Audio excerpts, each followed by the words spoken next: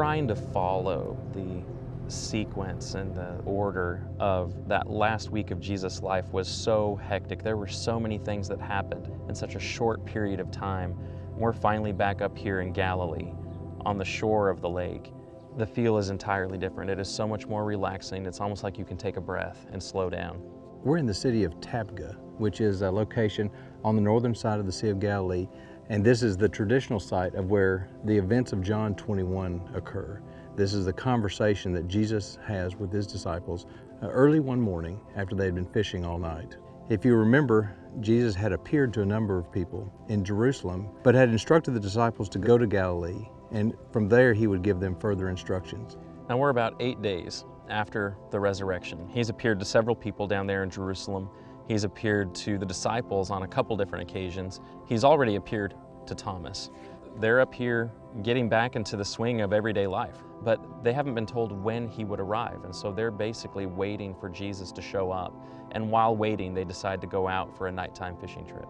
Before we go too much further into John 21, I think we need to add a layer of perspective. If you remember, just around the corner from here is the Cove of the Sower. What Luke does for us is he explains over in Luke chapter 5, after Jesus finished teaching the parable of the sower, he tells Peter to push back further into the sea and to go fishing. Peter explains to him, we've been out all night, but at your command, I'll do that. And so he and the people on his boat lower the nets down into the water and bring up such a large catch that the boat starts to sink. It's in that moment that Peter makes a startling declaration about Jesus. Peter falls on his knees and says, "Depart from me because I'm a sinful man." Peter starts to acknowledge something and confess something about who Jesus is. We come back to John 21.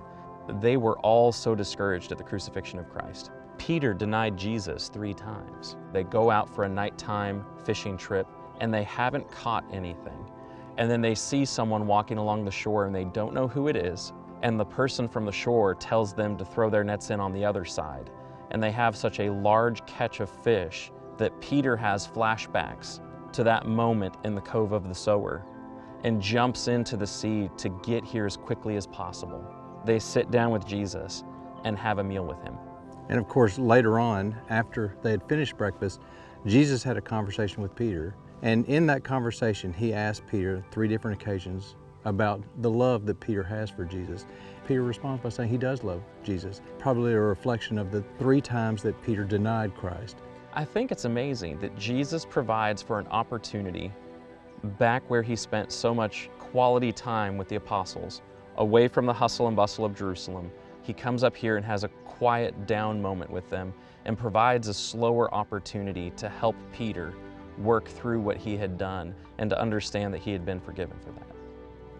All of the post-resurrection appearances by Jesus were important, whether they were to his disciples or to just people in general.